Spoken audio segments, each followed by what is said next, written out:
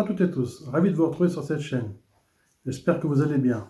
Nous allons débattre dans cette vidéo sur le Bitcoin, une crypto-monnaie classée première. Allez, let's go!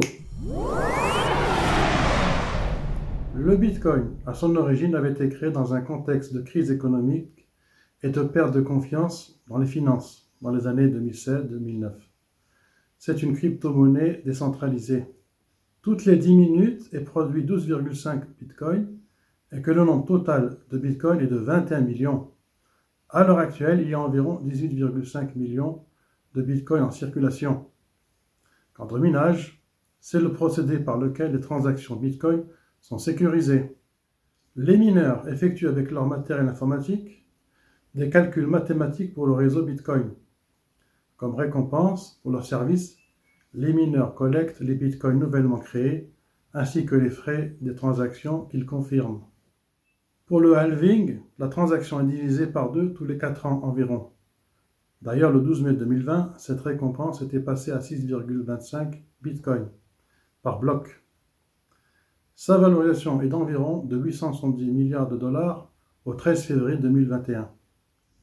Le Bitcoin a pris davantage du jour où PayPal a autorisé les transactions en Bitcoin en novembre 2020. Le Bitcoin cartonnait à plus de 40 000 dollars le 9 janvier. Ce fut un record en peu de temps. Mais attention, il est très volatile à la hausse comme à la baisse. D'ailleurs, le 11 janvier, il perdait plus de 18%. Il cotait dans les 33 000 dollars. Il reste toujours très volatile. Peut-être des organismes financiers comme en 2017 et ou des grosses baleines qui font de la spéculation ont vendu et ramassent la monnaie. Et ce au détriment de petits porteurs qui viennent de rentrer. Le Bitcoin, c'est en quelque sorte une bulle spéculative. De plus en plus de fonds d'investissement s'y intéressent et le prennent d'ailleurs comme actif dans leur portefeuille. Plus récemment, suite à l'annonce que Elon Musk, via sa société Tesla, avait acheté pour 1,5 milliard de dollars de Bitcoin et laisse entendre qu'on pourrait acheter une Tesla en Bitcoin. Le Bitcoin donc grimpe à 44 000 dollars et plus de 45 000 ce 11 janvier.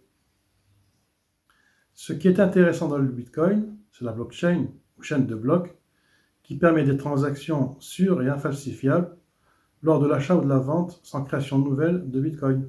En gros, c'est une technologie qui permet de savoir qui possède quoi sans intervention humaine centralisée.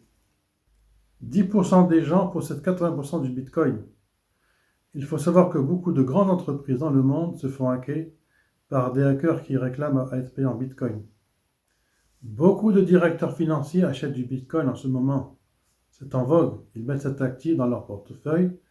Faut pas arrêter l'affaire. Ceux-là même qui dénigraient hier le Bitcoin.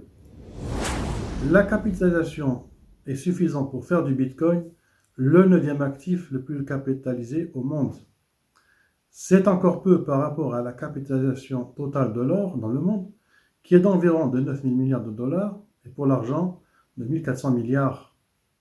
Pour le Bitcoin, on craint que des gens vendent leurs biens pour acheter du Bitcoin un peu comme en 2000.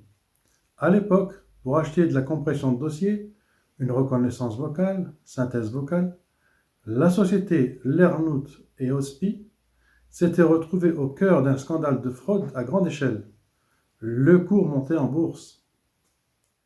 Des journalistes avaient enquêté sur ce que possédait la société en Asie du Sud-Est, d'où provenaient d'ailleurs leurs bénéfices des succursales. Ils avaient dévoilé la supercherie, c'était des coquilles vides. Le cours s'était effondré, ils se sont tous fait avoir. Quant à Jean-Claude Trichet, ancien gouverneur de la BCE, il dit ça repose sur rien. Le Bitcoin, c'est de la spéculation. Produit fini et qu'on joue là-dessus.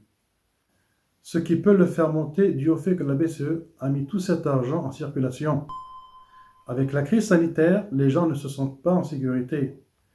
Il y a l'appréhension du lendemain. Alors, ils misent davantage sur le Bitcoin.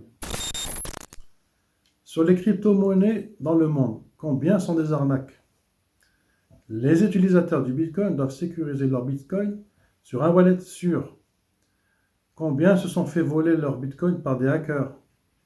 Si on mise sur le Bitcoin et en général sur une crypto, comme en bourse, c'est davantage pour les cryptos qui ne sont pas régulés par un organisme central, il faut rester vigilant et ne miser que ce qu'on en est prêt à perdre. On se pose la question si le système financier mondial va laisser courir le Bitcoin et grimper à des sommets vertigineux.